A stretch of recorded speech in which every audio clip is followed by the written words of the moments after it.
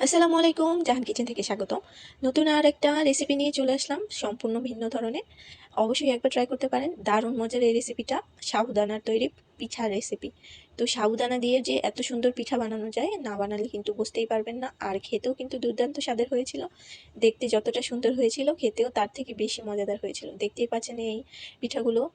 চলুন দেখিয়ে দিই কী কী উপকরণ নিয়েছি। প্রথমে চুলাতে আমি একটা কড়াই বসিয়ে দিয়েছি। 1 বাটি সাবুদানা নিয়ে নিয়েছি, ছোট ছোট দানার সাবুদানাটা নিয়েছি। আপনারা বড় দানা নিলেও চলবে, সমস্যা নেই। তো এখানে আমি সাবুদানাটা মিডিয়াম আঁচে কিছুটা সময় নেড়ে চেড়ে ভেজে নেব। আর ভাজাটা অবশ্যই ননস্টপ করতে হবে, নাড়া বন্ধ করা যাবে না। তো ভাজা হয়ে গেলে আমি এটাকে একটু ঠান্ডা হতে রেখে দিয়েছি। 1 বাটি গুড় নিয়ে নিয়েছি, ছোট 1 কাপের মতো। দিয়ে দিচ্ছি সামান্য লিকুইড দুধ, আপনারা চাইলে এখানে পানি ব্যবহার করতে পারেন, কোনো সমস্যা নেই। আর দিয়ে দিচ্ছি 1 বাটি কোরানো নারকেল। আর গুঁড়ো দুধও ইউজ করতে পারেন, এতে স্বাদটা কিন্তু দ্বিগুণ হবে। তো কিছুটা নেড়ে চেড়ে নেওয়ার পর আমি একটু সামান্য লবণ আর সামান্য এলাচের গুঁড়া অ্যাড করেছি, 1/2 চা চামচের মতো। লবণটা আপনারা চাইলে স্কিপ করতে পারেন, আমার মিষ্টি খাবারে লবণটা ভালো লাগে তাই অ্যাড করেছি। তো এখন নেড়ে চেড়ে পুরটা তৈরি করে নিয়েছি, দেখতেই পাচ্ছেন। এই পর্যায়ে আপনারা গুঁড়ো দুধ অ্যাড করতে পারেন, এটা স্বাদ বাড়বে। তো ফাইনালি এই যে এটা ঠান্ডা হয়ে গেছে সাবুদানাটা, এটাকে আমি এখন একটা ব্লেন্ডার জারে নিয়ে নিচ্ছি। খুব সুন্দর করে মিহি করে একটু ব্লেন্ডার করে নিয়ে নেব। দেখুন, এই তো খুব সুন্দর করে মিহি করে ব্লেন্ডার করা হয়ে গেছে। এখন এটাকে আমি একটু চেলে নেব। একদম মিহি করে চালা ব্লেন্ডার না হলে দানাগুলো থাকলে ওগুলো আলাদা করে নেবেন। আমারটা খুব সুন্দর করে হয়ে গেছে, দেখতে পাচ্ছেন। আর এই পর্যায়ে দিয়ে দিচ্ছি সামান্য লবণ, লবণটা মিশিয়ে নিচ্ছি। লবণটা মিশিয়ে নেওয়ার পর এখন আমি গরম পানি অ্যাড করব। আর পানিটা অবশ্যই অল্প অল্প দিয়ে মিলিয়ে নিতে হবে, একবারে দিতে যাবেন না।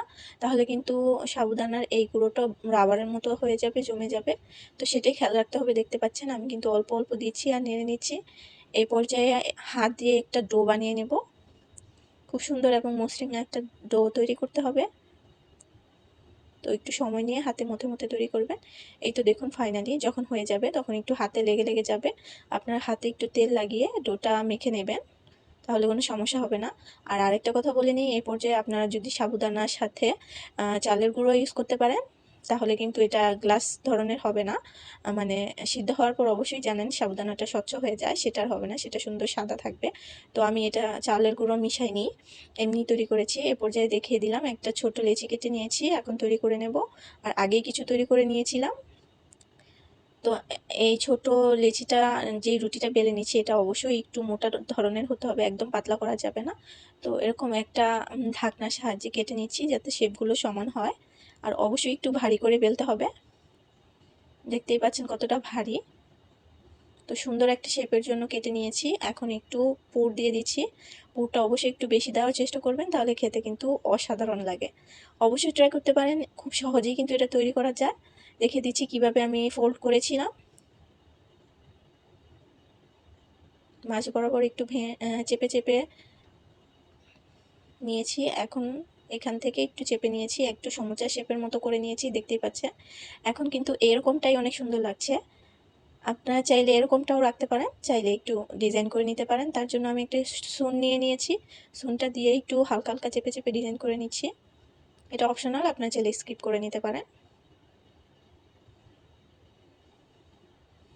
তো এক সাইডের গুলো তৈরি হয়ে গেছে।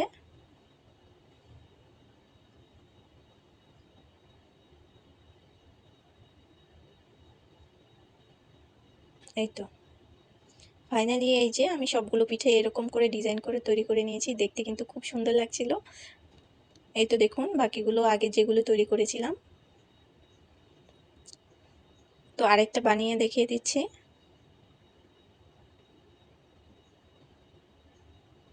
এ পর্যায়ে বলে নিচ্ছি, যারা দেখতে দেখতে এই পর্যন্ত চলে এসেছো, একটা লাইক করতে ভুলে গেছো, অবশ্যই একটা লাইক করে দিবে।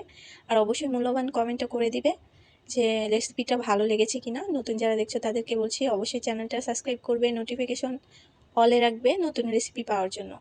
যারা যারা এত ভালোবাসা দিচ্ছ, সবাইকে অসংখ্য ধন্যবাদ আমার পাশে থাকার জন্য। আর অবশ্যই জানিয়ে দিবে রেসিপিটা কেমন লাগলো কমেন্টে, কার কার কাছে ভালো লেগেছে অবশ্যই জানাবে। তো এই তো আমি ফাইনালি সবগুলো পিঠে এভাবে তৈরি করে নিয়েছি। এই তো দেখতে পাচ্ছ, সবগুলো পিঠে কিন্তু তৈরি হয়ে গেছে। দেখতে কিন্তু অসাধারণ লেগেছে। আর হ্যাঁ, অবশ্যই ডোটা একটু মোটা করে বানাতে চেষ্টা করবে। আমি প্রথম একটু পাতলা করেছিলাম বলে ২-১টা ফেটে গিয়েছিল, দেখতেই পাচ্ছ। তো এখন একটু চীনাবাদাম দিয়ে সাজিয়ে নিচ্ছি, এটাও অপশনাল, তোমরা চাইলে নাও দিতে পারো। এটা দেখতে কিন্তু সুন্দর লাগছে। তো ফাইনালি দেখতেই পাচ্ছ কতটা সুন্দর লাগছে এই পিঠা রেসিপিটা। অবশ্যই একবার ট্রাই করতে পারো, দারুণ মজার হয় সাবুদানার এই পিঠাগুলো। তো এখন এটাকে আমি ভাপ দিয়ে নেব। আগে থেকে চুলাতে একটা পাতিলা রেখে পানিটা গরম করে নিয়েছি, আর অবশ্যই একটু ব্রাশ করে তেল লাগিয়ে নেবে, তাহলে তুলতে সুবিধা হবে। তো এখন আস্তে আস্তে আমি সবগুলো পিঠে দিয়ে দেব। দিয়ে দিয়েছি। এটাকে এখন 5 থেকে 7 মিনিট একটু ভাপিয়ে নেব। ভাপানোর পরেই তো সময় হয়ে গেছে, দেখো মাশাআল্লাহ কতটা সুন্দর লাগছে। সাবুদানা সিদ্ধ হওয়ার পর অবশ্যই কিন্তু স্বচ্ছ কালার হয়ে যায়, দেখতেই পাচ্ছ পানিটা একদম সাদা পানির মতো হয়ে যায়। তো ঠান্ডা হলে এটা আরও সুন্দর লাগবে, দেখতেই পাচ্ছ। আমি আগেও বলেছি তোমরা যারা এই রঙটা চাচ্ছ না, তোমরা অবশ্যই চালের গুঁড়া ইউজ করতে পারো, তাহলে এটা সাদা হবে। কিন্তু এটা খেতে দুর্দান্ত লেগেছিল। অবশ্যই একবার ট্রাই করে দেখতে পারো।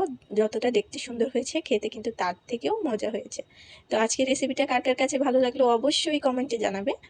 তো আজকের মতো চলে যাচ্ছি, নতুন রেসিপি নিয়ে চলে আসবো। তো উপর থেকে আগে থেকে একটু গুড়ে শিরা করে নিয়েছিলাম, সেটা দিয়ে দিচ্ছি। এটা অপশনাল, তোমরা চাইলে স্কিপ করতে পারো। এটা দেখার সৌন্দর্যের জন্য ইউজ করেছি।